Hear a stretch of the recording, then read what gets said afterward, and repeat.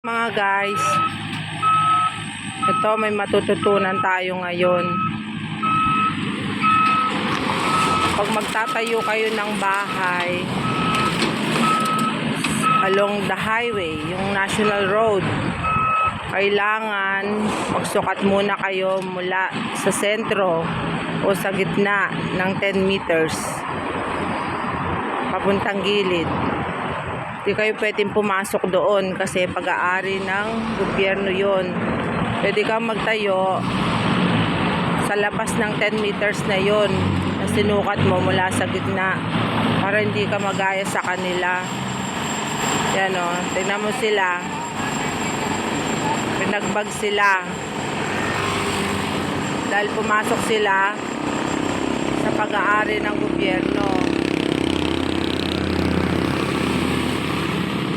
Lahat ng natamaan ng 10 meters mula sa gitna ay binabagbag kasi magwa-widening. Tamaan sila ng widening.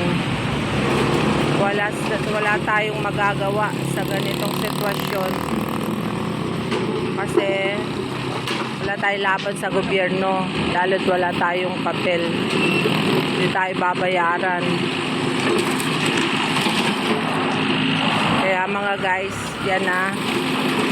Tip ko sa inyo, pag magtatayo ng bahay sa tabi ng kalsada, yung national road, magsukat muna ng 10 meters mula sa sentro ng kalsada. Sa 11 meters, pwede ka na doon.